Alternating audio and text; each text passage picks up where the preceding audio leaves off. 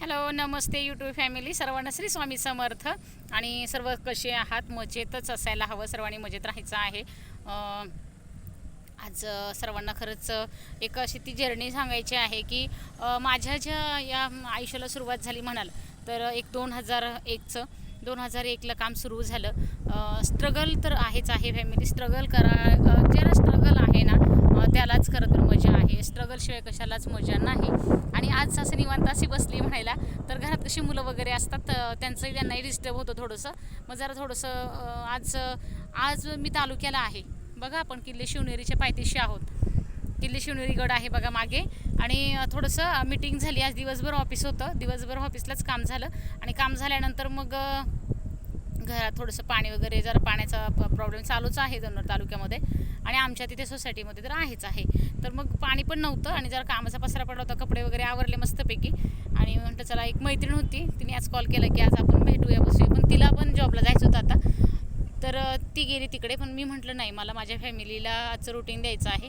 मग तिला म्हटलं चलो बाय. मग ती गेलेली आहे जॉबवर आणि मी आलेली आहे मस्तपैकी अशी. मग जरा फेरी मारली, जरा फिरली, जरा बरं वाटलं. आणि मग असं सांगायचं की ती जर्नी जी सुरुवात झाली ना फॅमिली, तर स्ट्रगल खूप झालं. समोरून खूप वार झाले की हे असं का, ते तसं का.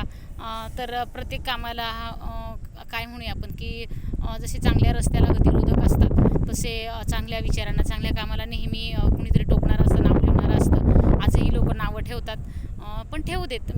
मला एवढं ठाम माहिती आहे की मी काही चुकीचं करत नाही. आणि 2001ला कामाला सुरुवात झाली. बचत गटाची स्थापना झाली. एक 3 महिन्याचं बाळ मी घेऊन बँकेच्या दारात गेली. तिथे जाण्याची हिंमत नव्हती. मिस्टरांनी खरंच खूप गंभीर नेतृत्व मला भेटलं माझ्या मिस्टरांचं.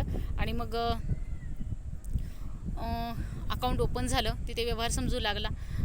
बँकेत जाणं, बचत भरणं. आणि आज रण आहे तो महिलांना योजना समजून सांगणं, योजनांचा लाभ मिळवून देणं, विमा उतरवून घेणं, विम्याचं महत्त्व सांगणं.